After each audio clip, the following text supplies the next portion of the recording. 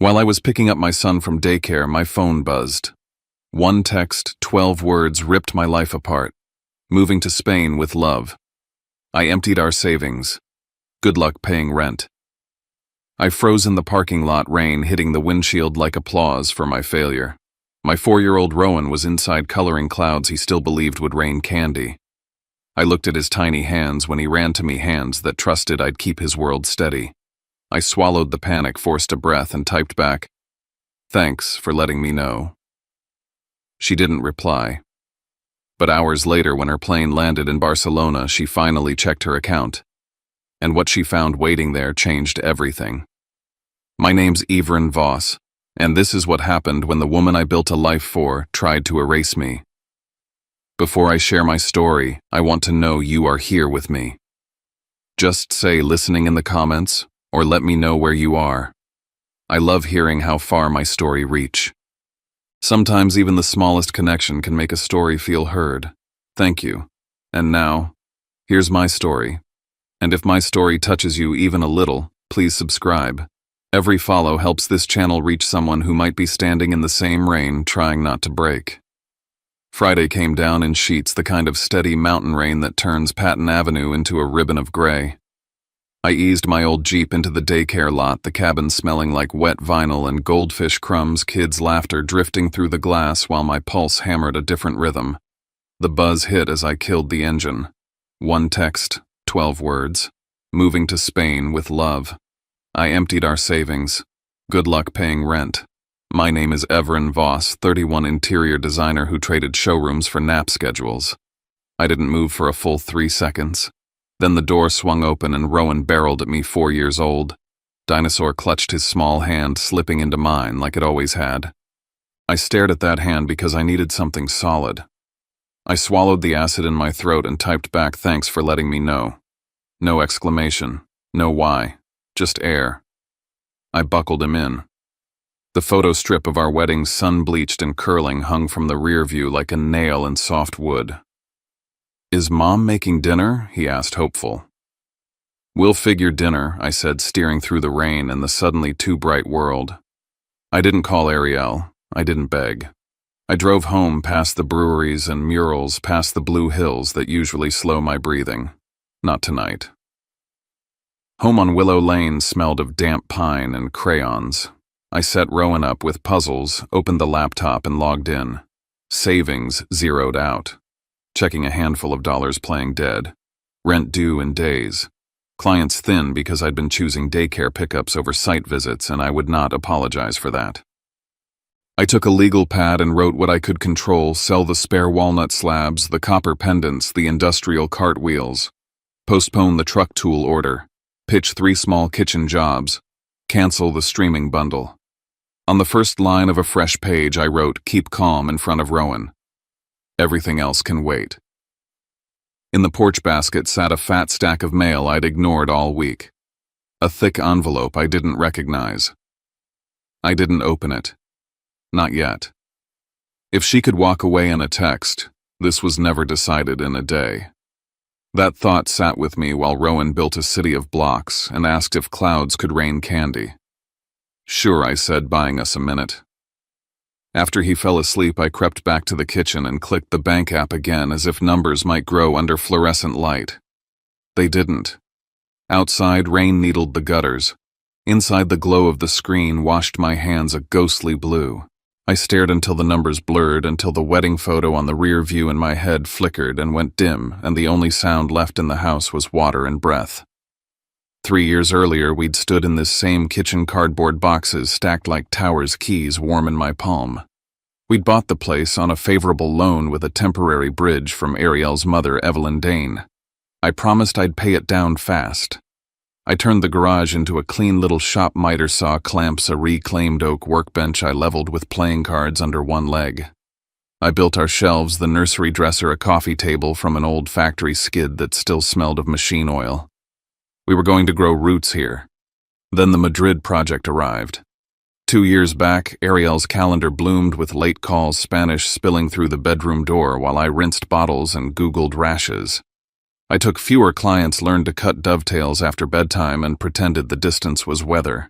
1 year back, we drove to Atlanta for Evelyn's birthday at the country club. The carpet was quiet and expensive, so were the people. My daughter deserves a man who doesn't make furniture in a garage. Evelyn said, eyes skating past my calloused hands. I laughed it off. In the hallway, a man lingered too close to Ariel's sharp suit easier laugh, a look that didn't bother pretending. Dante, she said when I caught up colleague in Europe. We shook. His grip was dry and practiced. The signs were there long before the text. A New York hotel charge that landed the same day she met a client on Zoom. An internal email chain I saw over her shoulder once, the casual we and her back and forth with someone named Rojas D. Saturday mornings, she'd stand in the doorway of the shop, eyes narrowing, and say we should sell off some of this stuff to declutter, like our life together was a storage unit she was prepping for auction. Tonight, with Rowan asleep down the hall, the rain finally thinning, I took the porch mail to the table. The thick envelope held a PTA meeting notice and a small unmarked parcel. Inside the parcel, a USB with tax scrawled in ballpoint. I held it in my palm and didn't plug it in. Not yet. A father's paranoia is a blunt instrument. I didn't want to swing it and hit the wrong thing. I thought about the months after Rowan was born, the fog I clawed out of with therapy and long walks and sanding walnut until the grain felt like a river under my fingers. I knew how easily a history like that could be twisted into a weapon.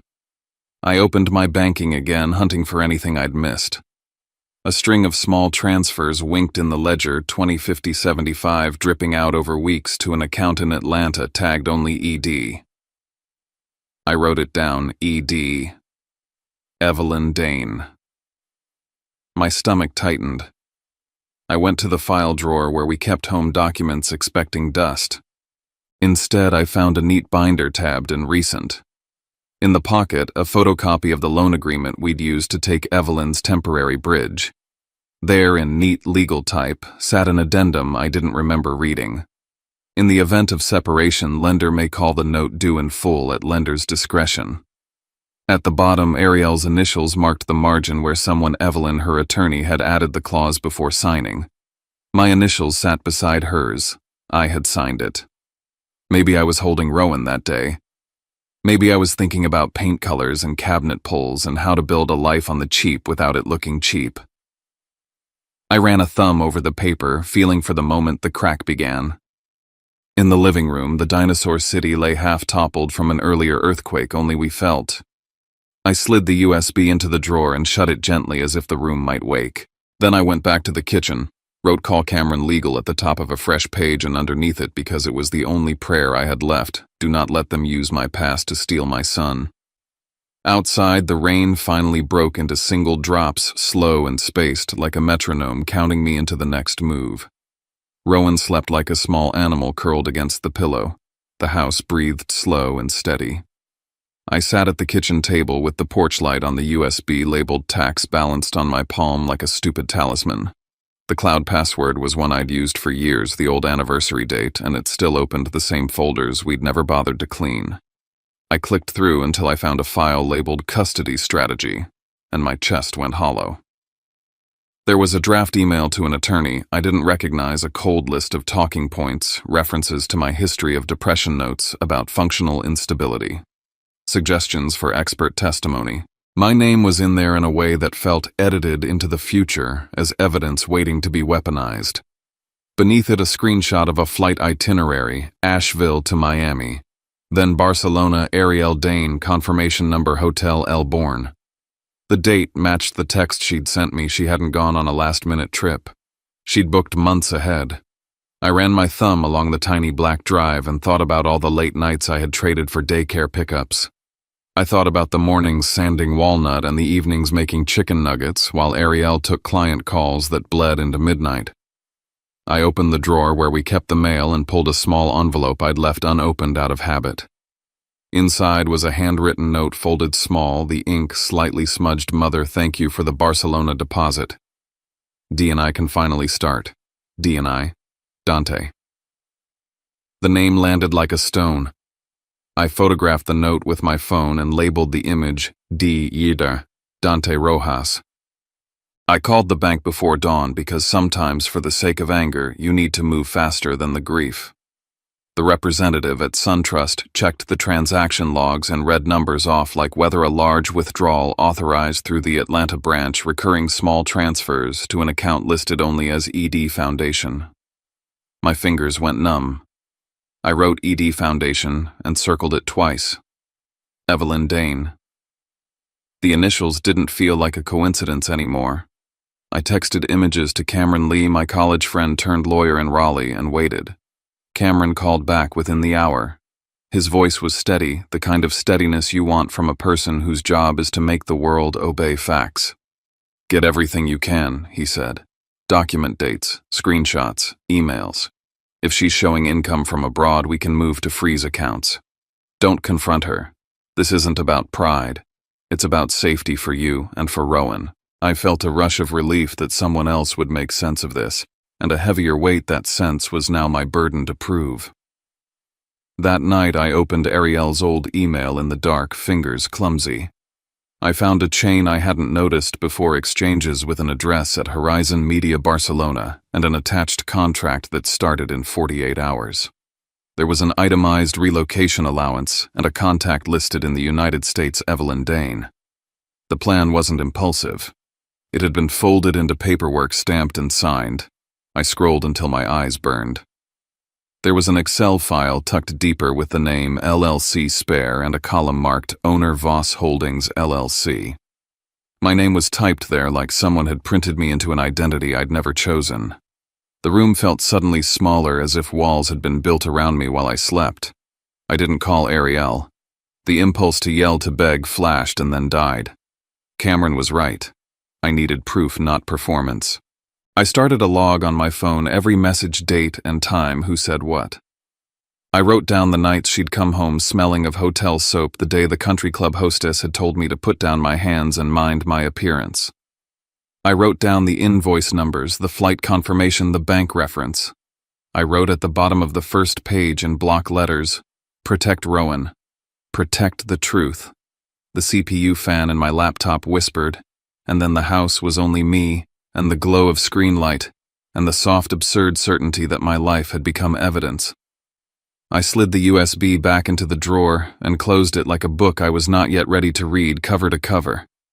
I left before dawn, the Jeep loaded with a thermos and a single sadness. I dropped Rowan at June's house, June, the neighbor who'd taught him how to whistle on a borrowed kazoo, and told her I'd be back after dark. The highway was a ribbon of wet glass and radio static.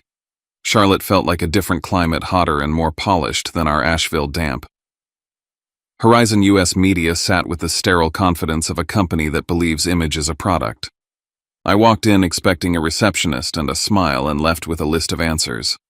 The front desk clerk recognized me. "Ariel's husband, right? I'm sorry, she resigned a couple of weeks ago. 2 weeks. The date matched the last Monday she'd told me she had a work thing." My jaw tightened until it ached. I pretended to have an appointment, and the receptionist, polite and oblivious, buzzed me up to the 9th floor, where the HR files lived in neat metal cabinets and people wore earphones like helmets. I asked if there was any public record confirming her employment status, and the HR woman scanned a terminal. She filed her resignation, she said, effective 2 weeks ago.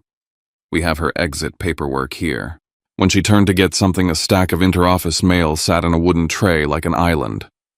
One envelope was addressed ED Foundation, Finance Division. I picked it up under the pretense of returning a misshelved letter and photographed the contents with my phone. Inside were line items and wires out to foreign accounts. My thumb trembled as I hit send to myself. I felt foolishly like a thief, and the truth felt like contraband.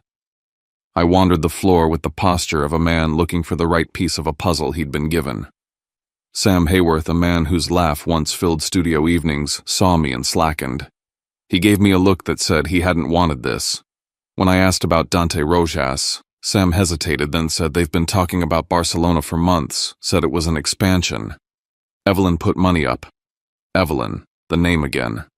"Are you sure?" I asked. He nodded, and in a small act of confession pulled a photocopy of Ariel's file from a drawer and showed me the signature on the sponsorship agreement, E. Dane. The ink was certain and small, a shorthand of complicity. I left the building with the documents on my phone and a new kind of disquiet. On the drive out of the glass towers into a light rain, my email chimed. Ariel had sent something to our joint account, one line, sharp as a blade. Don't look for me. Everything is legal. If you make a scene, I will show you are unstable. Then Mother has a lawyer. The sentence sat there like a landing strip. I read it twice, then drove until the city lights blurred, and I could not tell which way was home. I felt no betrayal so much as the keen cold of a plan revealed. It wasn't just about being left. It was about character assassination, about moving my name into forms and ledgers, and then turning those forms into chains. I called Cameron on the way back, voice steady enough to be believed. They've been coordinating, I said. Evelyn's in the mix. Ariel's contract starts in 48 hours. He listened and then said the thing I needed to hear. We act on facts. We collect, we freeze, we keep Rowan out of the middle. Don't confront her. Let the record speak. I looked at the road, the dark trees leaching into night, and repeated it to myself until it was not a plan, but a weathered promise. I drove back through the rain to Willow Lane, to the house where piston memories and a checklist waited. I pushed open the door and the smell of home flooded me, hot oiled wood and baby shampoo. And for the first time since the message, the list on my legal pad felt less like a to-do and more like a map. I drove back to Asheville under a sky that had finally cleared to slate the Jeep, humming like a nervous animal. Rowan slept against his pillow in the rear, small breaths even and trusting, and the house smelled of coffee gone cold. I waited until the house held only that slow, easy sound. Then I plugged the USB labeled tax into the laptop and watched the cursor think. The cloud folder opened like a drawer, and there it was, a folder named Custody Strategy, and another I did not expect buried deep and labeled LLC Documents.pdf. My hands felt too big. The PDF showed a Florida registration for Voss Holdings LLC, my name listed as the owner on the certificate of formation, and a signature block where Evelyn Dane's name had been stamped as the incorporator. Below that, a ledger showed regular deposits from an account titled ED Foundation and a trail of payments routed to Horizon Global EU. My heart dropped into a hollow I did not want to name. If anyone presented this to a judge without context, it would read like a confession. They could say I was laundering money through a company in my name that I stood to gain from overseas accounts, that I had motive and means. I closed the file and opened the bank app again, as if the numbers would rearrange themselves into something less ugly. They did not. I called Cameron that night and left him a terse voicemail. I need you. He answered on the second ring. When I sent him the PDF and the email screenshots, his voice went small and precise the way it always did when he was about to do the thinking I needed. He said the words I was both terrified and strangely relieved to hear. This looks like classic shell company structure, and we should assume malicious intent.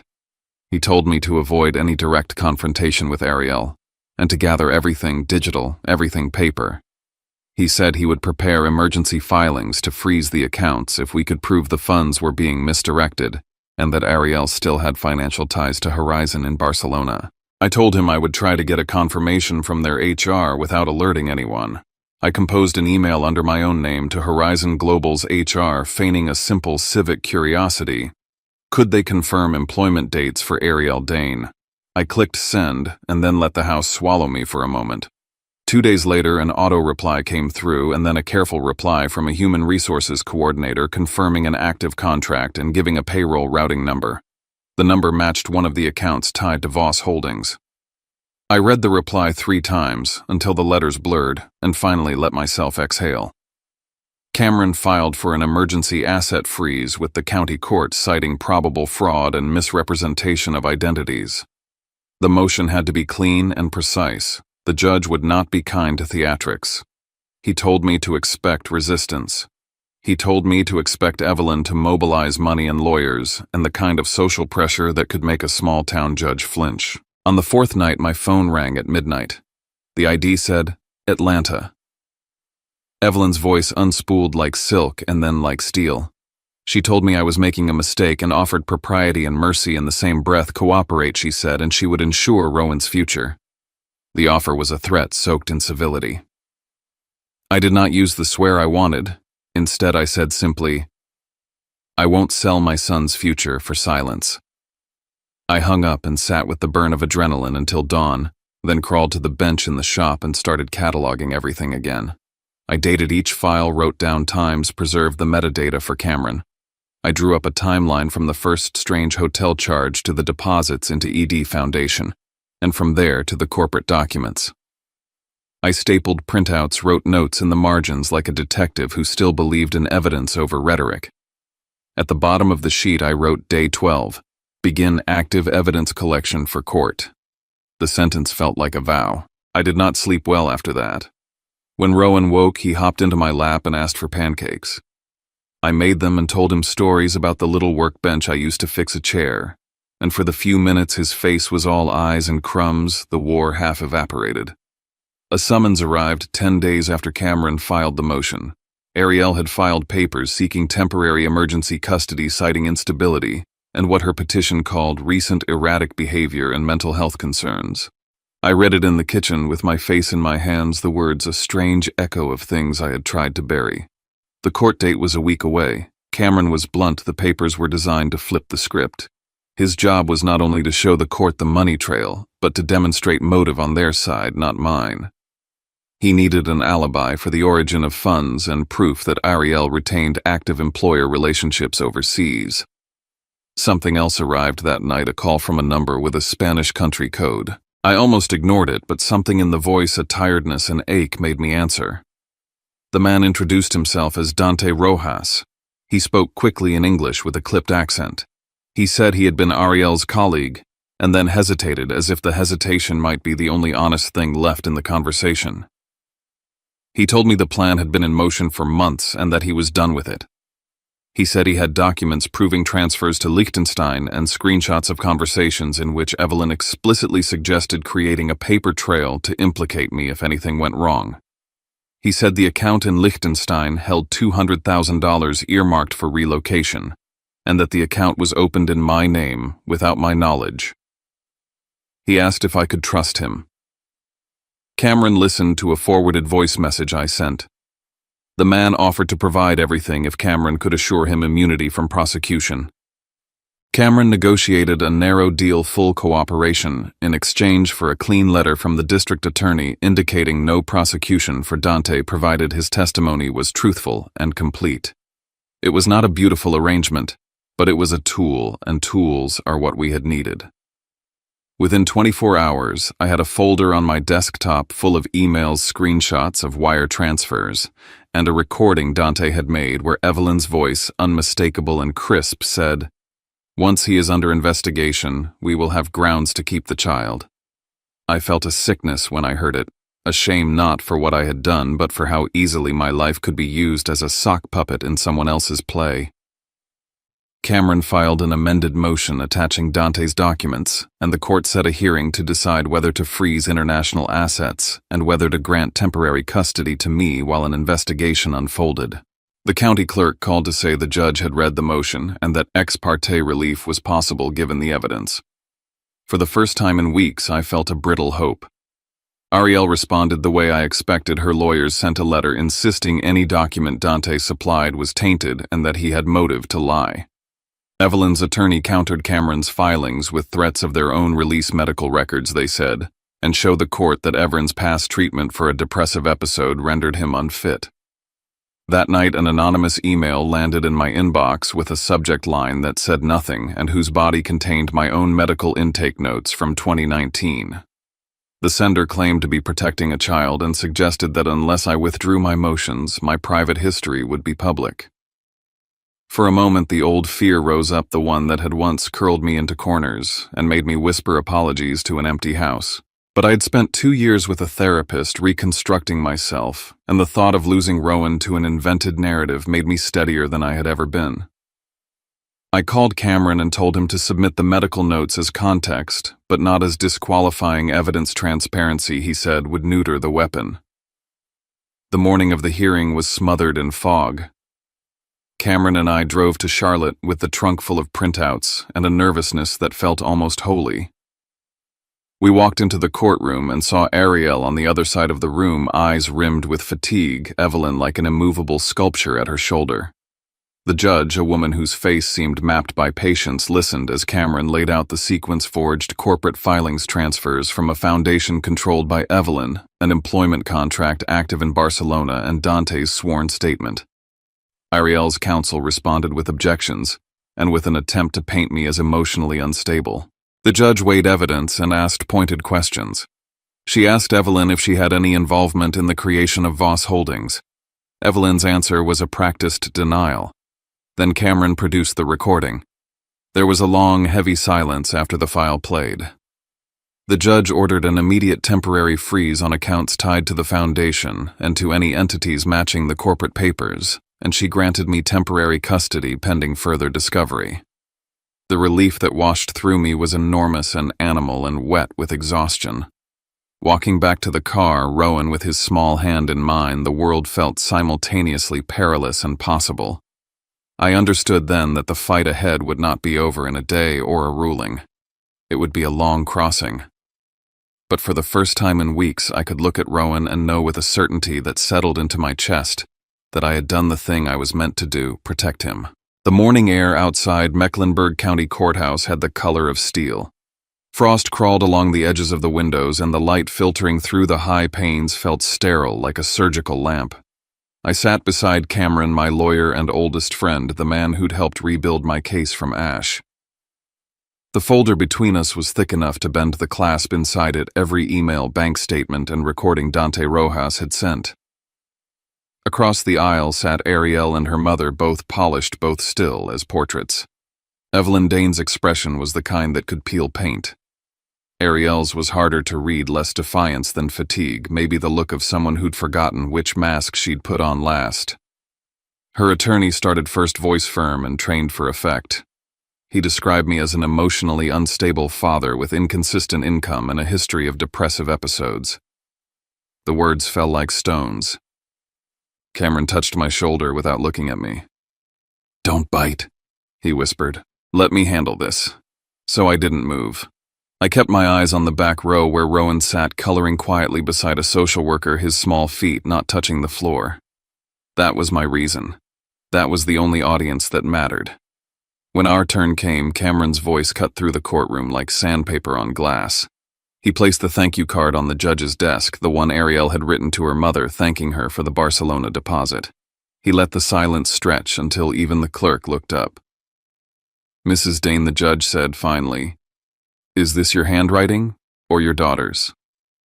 Evelyn blinked once, then twice, and replied, "I don't recall." Her diamond earring caught the light. The room was thick with the kind of quiet that feels like a held breath. Cameron opened his laptop and connected it to the court's projector. Email chains between Ariel and Dante appeared on the screen, every line of polite deceit in black and white. The judge read each page. Attached to one thread was the Horizon Global contract and a routing number for the Liechtenstein account. My name was printed in the top corner as the listed owner. I looked at Ariel. She stared at her hands. When the judge called for a 15-minute recess to verify the documents, I walked into the hallway and waited. Ariel found me there. "You don't understand," she said, her voice low, frayed around the edges. "My mother's sick. She wanted to make sure Rowan had security if I couldn't provide it." I almost laughed.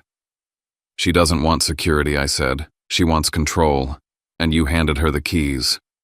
Her eyes shimmered as if she'd say more, but instead she turned and walked away, her heels clicking down the corridor. When we reconvened, Cameron played the audio file Dante had recorded, Evelyn's voice sharp and exact, saying, "We only need a small push. His medical record will do the rest." A single sentence, but it echoed like a hammer on marble. The judge paused, her writing eyes narrowing. You could feel the air shift. When the ruling came, it was mercifully brief. The court ordered the immediate freeze of all accounts tied to the Evelyn Dane Foundation, transferred temporary custody of Rowan to me, and barred Ariel from leaving U.S. soil until the financial investigation concluded. Cameron exhaled. The clerk stamped the orders. The sound was final, like a gavel against bone. Outside the courthouse, Evelyn brushed past us. "You'll regret this," she murmured.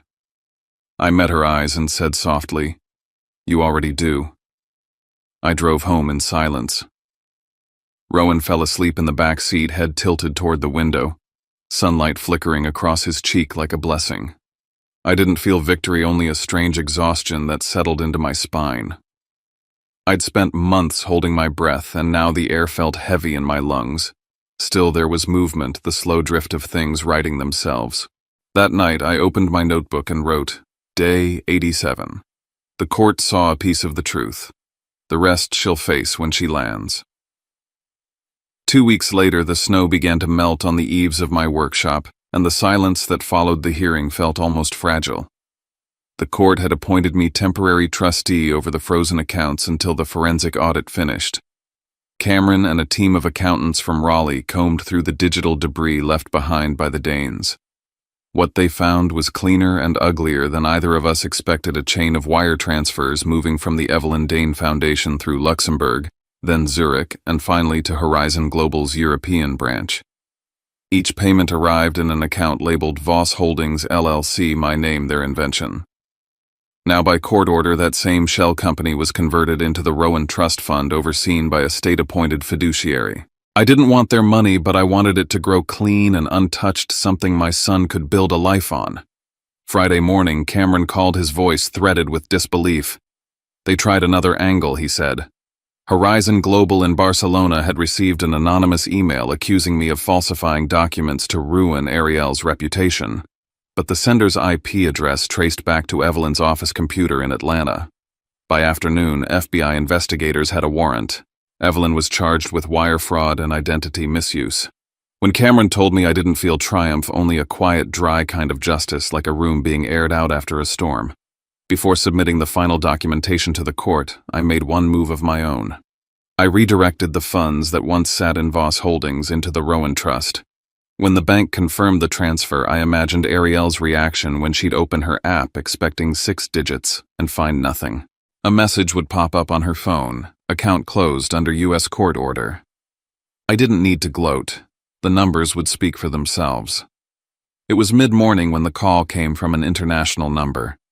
I was frying eggs, Rowan humming a cartoon song at the kitchen table. What did you do to my account? Ariel's voice trembled on the other end. I set down the pan and said, It was never your account. It's our son's. That's Justice Ariel, the kind you mistook for cruelty. She didn't respond. I heard an announcement over an airport loudspeaker, then static, and the line went dead. A month later, the final rulings arrived. Ariel lost custody, granted only supervised visits twice a year. Evelyn received a suspended sentence and a lifetime ban from managing charitable funds. The remainder of their assets, what the court called tainted capital, was permanently reassigned to the Rowan Trust Fund. Dante Rojas signed his immunity deal and left the country within days, a ghost with clean hands. Spring came early that year. On a pale morning in March, I sat on the porch of my workshop while Rowan painted beside me. He dipped his brush into blue, then green, then yellow, telling me the sky needed fixing because it was too plain. I watched him and realized he was right. The world looked washed out until he touched it. For the first time in months, I thought of Ariel not with anger, but with a distant kind of pity, like remembering a song I once loved before I understood its lyrics. Cameron stopped by that afternoon with 2 cups of coffee. It's over, he said. You can finally start over. I smiled at him, the kind that doesn't reach for relief but settles into gratitude. I already did, I said. The day she sent that message.